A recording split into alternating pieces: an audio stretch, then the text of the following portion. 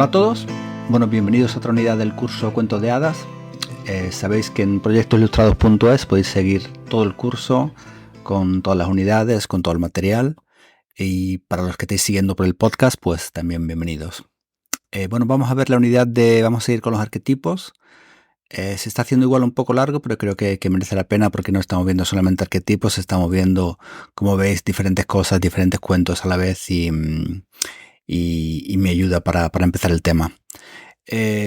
También tengo algo de retraso en sacar las unidades porque según me voy adentrando en el material, pues se van desviando a diferentes libros, diferente material que tengo que leer, y entonces se alarga a veces demasiado el proceso de búsqueda, que a veces me tengo que parar porque es imposible, hay tanto material, has escrito tanto, aunque no últimamente, sino en el pasado, que bueno, hay mucha gente que escribe muchos puntos de vista, y también tengo que decir que es difícil para mí escoger el punto de vista adecuado que sea un poco neutral, porque tantos autores tienen, no digo opiniones políticas, pero sí opiniones morales quizás diferentes. Comentaba que vamos a ver los arquetipos, vamos a seguir viendo los arquetipos, esta vez los villanos. El mal, sobre todo, el horror en los cuentos de hadas, que está muy presente. Y vamos a empezar con el mal en los cuentos. Bueno, llegado a esta unidad, yo creo que está clara la idea de que los cuentos nos hablan en todas las direcciones posibles. O también, como decía no Bruno, sino Gianni Rodari, los cuentos de hadas son ese lugar donde se convergen todas las hipótesis.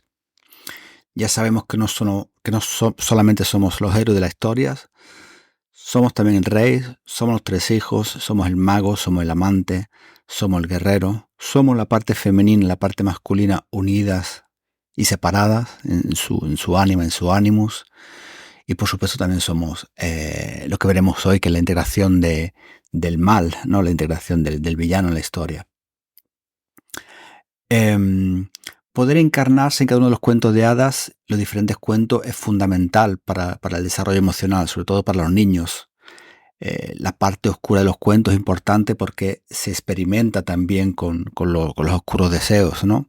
El deseo oculto de ser abandonados, el deseo oculto de ser huérfanos, de no tener padres, el deseo oculto de morir o de tener padres diferentes, el deseo oculto de dañar a un hermano, el deseo oculto de ser malvado. Perdón. Después todo eso termina, el cuento termina y todo vuelve a su sitio. Hay una especie de relocalización de los roles. Roald Dahl comentaba que cualquier cosa horrorosa puede suceder en el cuento, pero solamente si tiene un final feliz, incluso un final feliz extraño, como solía hacer él, ¿no? Como en el cuento de la bruja, donde el niño termina sus días convertido en un ratón. Para un adulto igual eso es algo negativo, pero yo creo que desde el punto de vista de un niño, está feliz con la abuela y vive su vida feliz, como nos cuenta, no tiene por qué ser malo. Eso es desde el punto de vista de un niño, que yo creo que Roald Dahl comprendía bien esa diferencia. Bueno, ser el héroe es una noble proyección humana, pero para hacerlo también hay que conocer el mal desde dentro, o que el mal te haya tocado íntimamente. El cuento es el lugar ideal porque se entra y se sale experimentando con el mal. Si no está el mal en el cuento, ese deseo oculto, ese instinto, se reprime, no se incorpora, como decía Jung, a uno mismo, al ser completo. Y eso no se hace para entender cómo hacer el mal, es decir, no está el mal para entender cómo hacerlo, sino precisamente para poder controlarlo, para poder identificarlo cuando llegue el momento, que llegará sin duda. Lo difícil no es no hacer el mal, lo difícil es tener la capacidad para hacerlo y no ejercerlo. Eso es lo que ocurre también, por ejemplo, en las artes marciales, ¿no? Para eso se enseña, para no tener que usarlo en la vida real, para tener la fuerza, la capacidad para hacerlo, pero para no hacerlo. Tú tienes la capacidad para hacer el mal, pero lo controlas, no lo haces. Esa es la fuerza del bien. La persona que no hace el mal porque no puede, no es que sea buena en su sentido más amplio. No hace el mal, que es diferente, es más bien inocua, es inofensiva. Es el origen que Jung comentaba de todo bien. Jung comentaba una imagen muy visual que decía que ningún árbol puede crecer hasta el cielo a menos que sus raíces lleguen hasta el infierno. Que creo que se ha hecho visualmente en muchos textos, en muchas imágenes también medievales, ¿no? Con el árbol también del bien y del mal. Bueno, los cuentos de hadas son al mismo tiempo un santuario. Un santuario donde está permitido todo, incluso los horrores más terribles. Se experimenta con esos oscuros deseos de los que hablamos. Y después el cuento termina, todo el mundo tiene su merecido, el héroe se transforma en otra cosa. Pero es importante la ayuda del villano, porque está íntimamente relacionado al héroe. Está muy presente en los cuentos los deseos, ya sean conscientes o inconscientes. Y así como el mal nos muestra el resultado de esos deseos inconscientes, ¿no? El trickster, que lo hemos visto un poco en algunas unidades, el trickster nos presenta resultados de los deseos inocentes, que por su falta de nobleza llevan a una fatalidad. El deseo de ser más bella, el deseo de conseguir dominar a todos, el deseo de que te obedezcan. El único deseo adecuado en los cuentos sería el que le pidió Salomón a su Dios, que es la sabiduría para distinguir entre el bien y el mal. Lo dijo así: por haberme pedido esto, y no muchos años de vida, ni de riqueza, ni victorias en la guerra, ni la muerte de tus enemigos, sino sabiduría para conocer y hacer el bien. Te daré un corazón sabio e inteligente, de forma que no te iguale en esto ningún rey. Bueno, los villanos de los cuentos han usado a los niños para despertar su capacidad de protegerse frente al mal. Hoy se asistimos a un cambio en la visión del mal. Quizás hay una excesiva banalización del mal. No lo sé, es posible. Pero no estamos en una época que se acepte bien el mal, que el mal existe en los cuentos, o al menos para niños. O al menos las motivaciones, yo tengo la impresión, es una impresión mía, que son un poco más banales. Es posible que esté equivocado. Pero yo creo que hay un cambio de roles. Por ejemplo, el feroz ogro ahora se convierte en Shrek, que es con el corazón de oro. Y el mal está representado en el príncipe y su unidad. De acuerdo. Ahí yo creo que se ha perdido un poco de contraste, porque la vanidad no es en sí es decir, es un pecado, pero no es un mal profundo como lo era el ogro, de acuerdo, que se comía a los niños, que te devoraba. Eso sí es el mal verdadero. Pero cuando los productores de Frozen comentaron la idea de traducir La Reina de las Nieves de Hans Christian Andersen a la pantalla, dijeron: olvídate el villano. Así que la gélida hechicera, Elsa, una joven con dones paranormales, sin culpa y sin villanía, se convierte no en una villana. Sigue siendo la héroe. Recordemos que la versión original de La Reina de las Nieves, lo comentamos no sé en qué unidad, hay un trozo de cristal de un demonio que se incrusta en su corazón. Pero no hay rastro de esta parte en Frozen. No existe esa parte del mal. Es siempre quizás el príncipe, que es un poco vanidoso, creo que también en este cuento. Como nos cuentan también los cuentos, al mal hay que invitarlo a la fiesta. Y hay que invitarlo voluntariamente. Ya sabemos que en la bella durmiente, si Maléfica no viene a invitar al bautizo, vendrá de otra forma. Y vendrá de todas maneras. De malos modos te lanzará una maldición y tu conciencia no se despertará. Yo creo que hay una parte de sabiduría que no estamos pasando a las siguientes generaciones por un excesivo miedo. Se sobreprotege en exceso a los niños, pero los niños se sienten también atraídos por los villanos y por el mal. Hay una edad, yo creo que esos 11, 12, 13 años en los que les gusta escuchar historias de miedo, ver películas de miedo, porque necesitan enfrentarse a ese mal. Voldemort, Maléfica, Sauron, el Capitán Garfio, Scar, los ogros, las brujas, todos atraen la atención porque las historias necesitan de ese mal también para autocompletarse. Las historias que han triunfado en todas las culturas y han trascendido son aquellas en las que el mal tiene un papel esencial. El Señor de los Anillos, Star Wars, los superhéroes, Harry Potter, todas poseen el mal como elemento necesario para contar la historia del héroe. Habéis notado que incluyo en los cuentos de hadas también la historia moderna.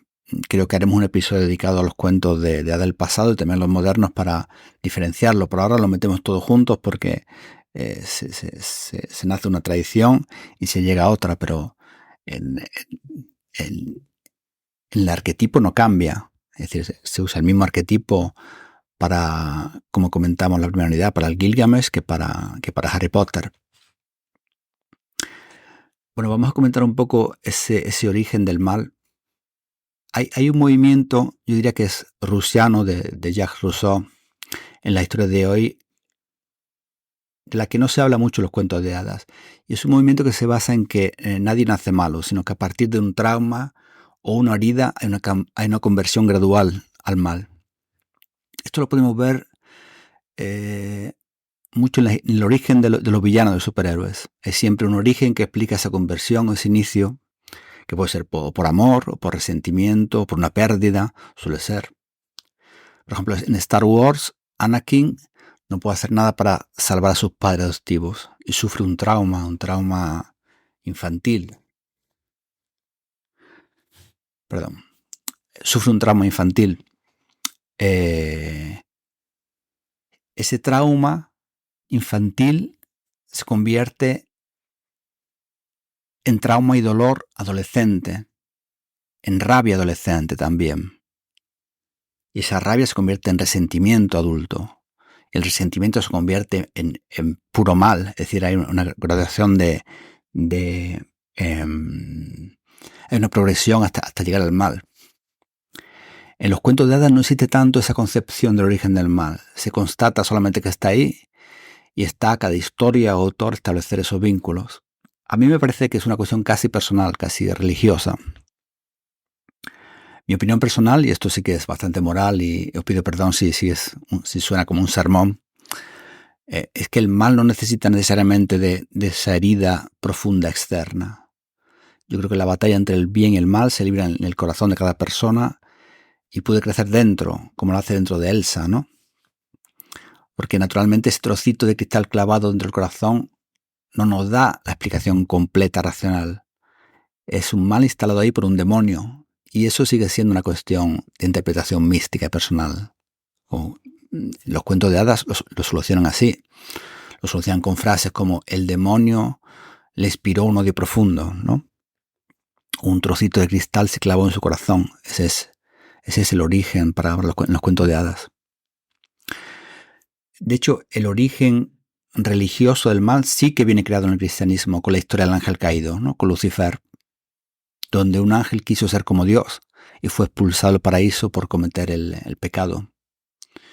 Ese ángel Lucifer, que significa reluciente por el brillo de su sabiduría, ¿no? Que esta es una de las características que hablamos del mal, la alta inteligencia, ¿no? Lo hablamos cuando hablamos del dragón, que siempre tenía la alta inteligencia.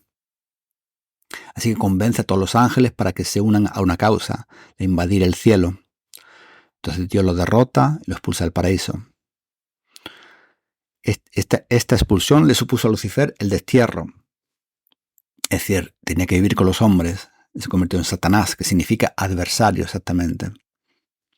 Milton, en su Paraíso Perdido, le añade a Satanás una frase muy importante que dice: es mejor reinar en el infierno que servir en el cielo, que resume ese pecado de Satanás, que es el resentimiento, la envidia, la falta de humildad, ¿no? Con respecto a Dios. Bueno, yo sé que algunas veces me desvío a cuestiones que parecen lejanas a los cuentos, ¿no? Como la religión, la moral, que es un poco más personal. Pero creo que tiene mucho sentido aquí desde el punto de vista de la historia de la psicología e interpretación de los cuentos. Naturalmente eso afecta siempre a cuestiones más morales. Yo espero que sepáis leer bien y separar lo que es mi interpretación personal y moral de aquella que uno tiene que hacer o debería hacer en los cuentos. Yo creo que esto está a cada uno decidirlo y cualquier decisión que toméis será válida y será personal porque es un punto de vista. Como sabéis, eso es precisamente lo que caracteriza los cuentos de hadas, puntos de vista diferentes.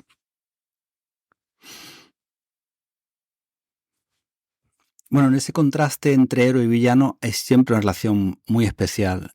El héroe está íntimamente ligado al villano y no solamente como antagonista, sino que forma parte del mismo molde de la historia, la misma estructura de la historia. Si vemos ya sea Caperucita el Lobo, Peter Pan, Capitán Garfio, Blancanieves con la Reina, La Bella Durmiente con Maléfica, hay una relación muy íntima que va más allá a ser antagonista, porque es la historia la que desarrolla a través de sus símbolos, a través de lo que sucede, la que desarrolla esa relación. Por ejemplo, en el libro de la selva, Shere Khan ha vivido una relación traumática con los hombres que lo han mutilado. Creo que en las películas viene quemado, pero creo que en el libro está mutilado de una pierna. Entonces Mowgli, que aunque sea parte de la jungla, se haya adaptado de pequeño a la jungla, lo sigue viendo como un hombre potencial. Al final Mowgli, que no debiera usar sus habilidades, usa las habilidades de hombre para matar a Shere Khan. La usa con el fuego, que es un dominio del hombre. En Blancanieves, la reina es consciente de que su belleza está declinando. Y Blancanieves es inconsciente de su propia belleza, no sabe que tiene esa belleza. Entonces la reina tienta a Blancanieves con elementos para hacerla consciente. No solamente trata de matarla, le añade una maldad extra, es decir, trata de matarla y a la vez hacerla consciente de que es bella, porque el problema de la reina es que es demasiado consciente de su belleza y de que su belleza está declinando. Entonces la tienta o la quiere matar con una cinta para el pelo, con un peine, al final con la manzana. Hay una relación muy íntima entre las dos a partir de esa belleza. En Harry Potter, Voldemort mata a sus padres e intenta matarlo a él. Le deja una señal en la frente, ¿no? Y están íntimamente ligados. Pero Harry Potter también se acerca a Voldemort en muchas ocasiones. Tiene su misma trayectoria a la escuela. Habla con las serpientes. También se salta las reglas. A veces elige el camino adecuado. Y gracias a sus amigos, sobre todo, esa fidelidad que Rowling añade al personaje es la que por la que no abraza esa parte oscura, que se reconoce él mismo. En Peter Pan, por ejemplo, Garfio tampoco quiere envejecer. Y Peter no quiere envejecer para ser como Capitán Garfio. Están los dos ligados por ese tiempo que pasa, que es el cocodrilo. Garfio es una proyección de Peter, es lo que Peter no quiere ser. Y Wendy, la persona que trata de romper ese infantilismo, intenta iniciarlo a una edad adulta sana. Porque para Peter, que no ha tenido una figura de padre positivo, Garfio es el único modelo que conoce de conducta adulta, y no quiere parecerse a él. Por eso desconfía de los adultos. Vive en un mundo exclusivo de infancia. Y a Garfio le ocurre algo muy parecido, porque está envejeciendo y tampoco lo acepta. Se pone peluca, se pone maquillaje, no quiere parecer mayor. Pero el cocodrilo se lo está comiendo poco a poco. Le queda poco tiempo y no lo acepta. Bueno, como veis, están muy ligados los dos, no solamente uno es bueno, otro es malo. Es la historia la que crea un molde de los dos. No, Prop, vamos a ver un poco cómo trata Prop esta figura del héroe. Además del héroe, el villano. Además del villano, Prop añade otra figura extra, que es la del falso héroe, que es muy común en los cuentos de hadas.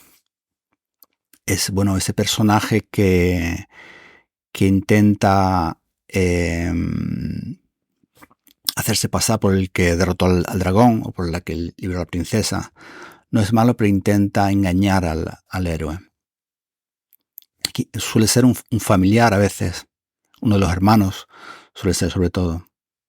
Ese sería el falso héroe. Igual intentó hacer las pruebas antes, pero no las pasó y fracasó. Entonces espera su momento para engañarlo. No es exactamente el villano, es un falso héroe.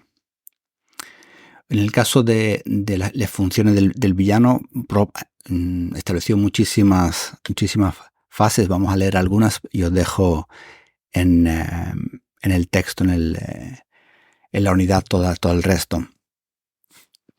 Por ejemplo, la transgresión del héroe, perdón. El personaje olvida, desobedece la orden que le dieron. En el caso de Harry Potter, ¿no? Desobedece ir a la escuela. Y aquí hace su entrada en un nuevo personaje que es el agresor del protagonista, el malo, que su papel consiste en turbar esa paz de la familia feliz o del pueblo feliz y provocar una desgracia, en hacer daño, en causar un perjuicio. Está la función del engaño, donde el agresor del protagonista, el malo, empieza tomando un aspecto distinto para apoderarse del protagonista o sus bienes, por persuasión, elementos mágicos, a través de medios engañosos, a través de la violencia. Existe también la fechoría, que el agresor daña o le causa perjuicio a un miembro de la familia. Esa función es muy importante porque se crea todo un movimiento de la historia.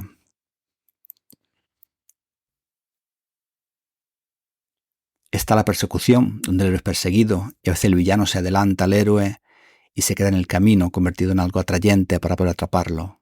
El auténtico héroe no se deja engañar y no cae en la trampa.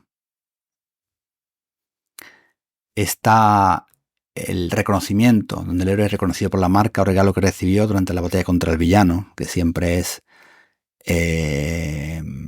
algo que trae, que él reconoce el pueblo, reconoce el rey o reconoce la familia, ¿no?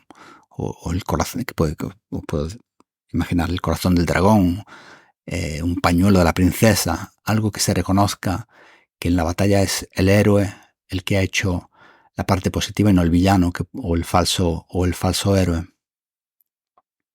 Está la transfiguración, donde el protagonista recibe una nueva apariencia gracias a la intervención mágica. Y está al final el castigo, donde el falso héroe es castigado, aunque a veces también vemos que es perdonado gracias a una figura, una postura benevolente.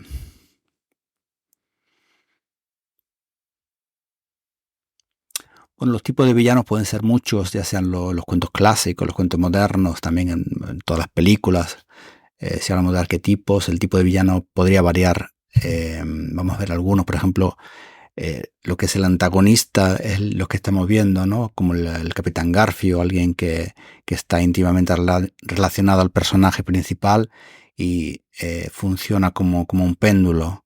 Está también el monstruo, ¿no? En el caso del dragón o el lobo, es decir, un mal externo que amenaza ya sea el protagonista, ya sea la aldea, ya sea la familia, y con el cual hay que luchar. Está relacionado de una manera no tan íntima, es decir, es un mal casi externo. Está el embaucador, como hemos visto, ¿no? El trickster, como por ejemplo en el caso del flautista de Amelín, o el gato de Alicia, ¿no? Que no es exactamente malo, pero sí que funciona como trickster.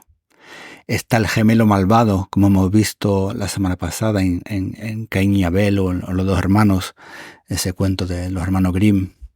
Está el personaje autoritario, ¿no? Que casi siempre es un rey, porque hemos visto, cuando hemos visto el rey, la parte negativa del rey es que podría ser autoritario. O sea, ahí está el mal, ¿no? Lo vemos, por ejemplo, en Juego de Tronos, ¿no? Con los reyes, o la reina Cersei o otro tipo de reyes. Está el acosador o el bully, ¿no? Esto es bastante moderno. En realidad, los niños lo sufren. Este personaje en un determinado ámbito hace el mal a todos, ¿no? Está la mujer fatal, que utiliza esa sensualidad, esa parte femenina para hacer el mal, se aprovecha. Lo vemos, por ejemplo, en Catwoman, ¿no? O en Maléfica también. Está la madre naturaleza, como hablamos cuando comentamos los arquetipos en la primera unidad. No solamente es buena, también es destructiva en forma de un animal, en forma de un desastre, en forma de un virus, en forma de un volcán. La madre naturaleza es bien, pero representa también la muerte. Representa la vida y la muerte, las dos cosas. Está el supernatural, ¿no? El villano supernatural, como los fantasmas, que se habla mucho en los cuentos de hadas, o los personajes que vienen del más allá. Bueno, hay muchos tipos de villanos, como vemos, y dependiendo de la historia, pues el arquetipo no es exactamente, como comentamos, esto no es matemática, no está exactamente estipulado, sino que el mal nace por todas partes, podríamos decir, y tiene diferentes lecturas y diferentes interpretaciones. Podemos ver algunas, pero imagino que muchas más. Bueno, vamos a ver el horror y el miedo, que es muy importante en los cuentos de hadas clásicos. Recordemos que aunque los cuentos de hadas tuvieron mucho éxito con los niños, no es algo que nace para los niños. Por eso se adaptaron tanto a los tiempos, por eso se crean continuamente nuevas versiones de los cuentos de hadas, pero se desarrollaron principalmente para adultos y adolescentes, solamente que los niños pues estaban allí y se sentían también atraídos a ese tipo de historias, ese tipo de narración, como comentamos, a la parte inconsciente, ¿no? Fue muy importante ese descubrimiento. Así que el horror y el miedo están muy presentes. Por ejemplo, en mi opinión, la historia de Juan sin miedo, yo creo que es una metahistoria de miedo. Es decir, es una historia que nos habla de un personaje que no tiene miedo a los cuentos de hadas. Es decir, el lector. Porque en la historia se explican todos los errores típicos de los cuentos de hadas y Juan no tiene miedo de ellos. Nos sugiere que Juan es ese lector que está escuchando los cuentos y no tiene miedo. Entonces el problema está dentro de uno mismo y así se resuelve, yo creo. Juan adquiere el miedo cuando ve su reflejo y se da cuenta que, o en otras versiones, a partir de un jarro de agua fría, creo que es, a partir de una conmoción se da cuenta de que tiene que tener miedo, de que el que no es normal es él, el resto tiene miedo. Bueno, el horror y el miedo lo podemos ver en muchísimos cuentos, sobre todo en los cuentos de los hermanos Grimm o Perrault. Por ejemplo, este cuento del niño testarudo, que es muy corto, que os leo, para nosotros tiene poco sentido, pero decía así: érase una vez un niño testarudo que nunca hacía lo que su madre le decía que hiciera. El amado Señor, por lo tanto, no lo miró con bondad y permitió que se enfermara. Ningún médico pudo curarlo, y en poco tiempo yacía en su lecho de muerte. Después que lo bajaron a su tumba y lo cubrieron con tierra, uno de sus pequeños brazos emergió repentinamente y se alzó en el aire. Lo empujaron hacia abajo y cubrieron el suelo con tierra fresca, pero eso no ayudó. El pequeño brazo seguía saliendo, así que la madre del niño tuvo que ir ella misma a la tumba y golpear el bracito con una pala. Después de haber hecho eso, el brazo se retiró y entonces por primera vez el niño tuvo paz debajo de la tierra. Una historia tremenda, ¿no? Esta. Si la leemos ahora nos quedamos un poco chocados, ¿no? Un poco sorprendidos de que esta historia se contara también a los niños. Formaba parte ese horror, ese miedo de los cuentos. Está también el Enebro, ¿no? Una versión de Blancanieves que también adaptó Angela Carter con ilustración de Alejandra Costa, una edición reciente muy bonita. Pero es una historia terrible, una historia en la que la madrastra corta la cabeza a su hijastro y después se la pone delante de su hija. Le da de comer después con un caldo al padre, el hijo, es decir, cuestiones terribles, ¿no? También la Cenicienta, que en las versiones de lo Grimm, pues la madrastra tiene que ponerse unos zapatos ardientes y bailar hasta morir, y le sacan los ojos a las hermanastras. Es decir, todas estas historias necesitaban ese final tan fuerte, porque se contaba sobre todo también a adolescentes y adultos. Después, cuando se hicieron las versiones para niños, pues esto se cambió, sobre todo con Disney, ¿no? La parte de los años 40, 50, que se adaptaron tantos cuentos de hadas, pues Disney trató de llegar a los niños y recoger las partes más, quitar las partes más oscuras y dejar la esencia del cuento. A veces se quedaron cosas atrás y a veces A veces pues se hicieron cosas adecuadas, yo creo, para la época. Bueno, vamos a ver los ogros y las brujas. Vamos a verlos los dos juntos porque creo que me parece interesante enlazarlos. Hablamos en las primeras unidades, en la segunda, yo creo, del femenino y el masculino, ¿no? Y cómo esos símbolos funcionan de maneras diferentes. Sabemos que puede haber brujos también, no brujas. Sabemos que puede haber ogras y no ogros. Pero no podemos obviar que están íntimamente ligados a deformaciones, alteraciones oscuras de una parte femenina y una parte masculina. Yo creo que obviar eso es saltarse una parte importante y no querer verlo porque igual nos hace daño verlo así. Pero el ogro te devora con su fuerza, con su insensibilidad. Son grandes, son machos, son fuertes, son rapaces, son muy estúpidos. Eso está muy asociado al masculino, a una deformación del masculino, a la parte oscura del masculino. Casi siempre tiene hijos, el ogro, lo cual nos sugiere que también está asociado al arquetipo de padre malo. Así como, por ejemplo, Barba Azul está más asociado a un mal esposo, el ogro está más asociado a un mal padre. O un lobo está más asociado no está asociado al padre, está asociado al hombre depredador, a una bestia desalmada que no controla instintos. El ogro se aprovecha de los niños, pero el más pequeño, como Pulgarcito o Jack, lo desafía, lo supera. Y se le engaña con la pillería, con la inteligencia, porque se deja adular. Es uno de los defectos de la masculinidad, se deja adular como Polifemo, ¿no? Que fue el primer ogro, engañado por Odiseo. Sin embargo, la bruja es un poco diferente.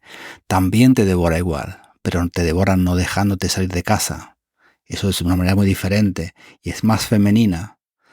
Está más asociada a una perversión del lado femenino. Esto es importante asociar siempre, recalcar que es la perversión, no es la parte femenina en sí.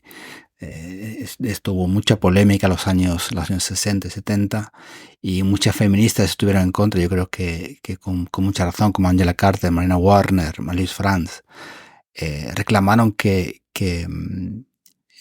las brujas no significaban las mujeres, significaba esa parte perversa del lado femenino, igual que los ogros son la parte perversa de una parte masculina. Eso hay que verlo así. En esa época una gran batalla cultural, yo creo, y según veo también hay que tenerla de nuevo. Hay que tenerla de nuevo porque hay que ver bien las cosas y asociar a la parte oscura y la parte y su luz, su lugar adecuado. Decía que la bruja maquina venganzas, es difícil de engañar. No es como el ogro, no es estúpido como el ogro, es más inteligente. Por eso que siempre se escapa, es decir, hay que usar la habilidad, hay que correr, porque no se deja adular. Eso está asociado también a la madrastra, es decir, una madre mala o una madre quizá resentida. Después, naturalmente, yo entiendo que la historia con respecto a las brujas se utilizó también de una manera política, de una manera para atacar la parte positiva de la feminidad, por ejemplo, la parte de, como hablamos la semana pasada, ¿no? La parte de las matronas, la parte de la sabiduría femenina. Entonces venía asociado esa parte positiva, venía asociada a una parte negativa, llamándole bruja a las mujeres. Bueno, yo lo veo de esa forma. Yo sé que sobre todo me siguen mujeres, así que si tenéis algún comentario, estoy encantado de discutirlo, de hablarlo con ustedes. Bueno, por último, como vemos siempre, vamos a ver un poco cómo se traslada todo esto a picture book modernos. Esto es un poco más difícil porque yo creo que el horror, los cuentos, el miedo ha quedado un poco, como decía al principio, un poco sedimentado, ¿no? No está tan claro, no está el horror, por ejemplo, en los picture book. Sí que están las partes muy filtradas de lo que hemos hablado, ¿no? Por ejemplo, Mario Ramos con sus lobos, pues pues nos habla de este personaje de un modo casi irónico, ¿no? Pero es un personaje malo, pero es un personaje simpático también. Es decir, se cuenta de manera diferente. Quizás Debbie McKee, ¿no? Que también está muy asociado a los cuentos de hadas clásicos, pues sí que habla un poco más de esa parte del mal, de esa parte, lo habla de una manera más clara, yo creo. Por ejemplo, Maurice Sendak, con el libro de Janice Mai Udry, tiene Let's Be Enemies, ¿no? Esta parte antagónica que hablamos del enemigo. También Maurice Sendak pues habló pues, sobre todo la parte oscura interna, ¿no? Más que el mal externo, lo que es un mal interno, ¿no? Esa parte, ese cristal que se instala en nuestro corazón, como en el libro Que rabia, ¿no? de Mireille D'Alliance, o Ahora no, Bernard, siempre de Debbie McKee, pues esa parte de ese demonio interior. Entonces ese miedo y ese horror ha venido un poco transformado en cosas más internas, menos externas. No diría que signifique en cualquier caso una banalización del mal, pero sí que se le protege de una manera demasiado fuerte a los niños. Quizás habría que abrir un poco más esa ventana del mal, porque el mal existe, es decir, no podemos cambiar el cuento de Caperucita Roja para que se defienda Caperucita Roja del lobo cuando nosotros no dejamos a nuestro hijo que se vayan a las 8 de la noche solos por la calle. Sabemos que hay lobos que acechan. Entonces esos cuentos tenemos que seguir contándolos, tenemos que seguir contando que existe ese mal y tenemos que encontrar las formas metafóricas, los arquetipos nuevos que nos hablen de esas cosas que necesitan ser contadas.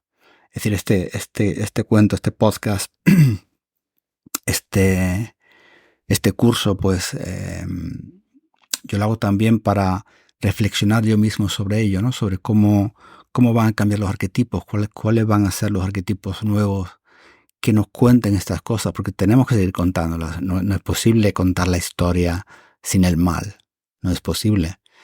Y el horror también. ¿Cómo se lo vamos a contar a los niños? ¿Con qué arquetipos? Bueno, yo creo que estudiando los arquetipos que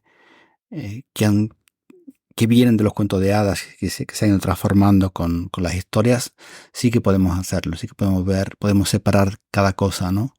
Y no dejarnos llevar por cuestiones actuales, como que ya no podemos utilizar las brujas o que ya no podemos utilizar los ogros. Depende. Podemos utilizar el significado de la bruja, el significado de los ogros, que lo hemos visto. Yo creo que eso es importante tenerlo. El significado del lobo es importante tenerlo.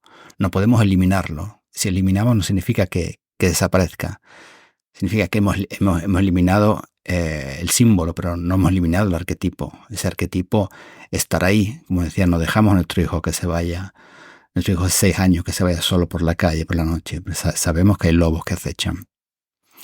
Por lo tanto, necesitamos ese arquetipo y esas figuras retóricas. Bueno, creo que eso es todo. Ha sido una unidad bastante oscura, bastante dark. Esperemos solucionar la próxima semana con algo un poco más alegre. Pero bueno, seguimos con ello.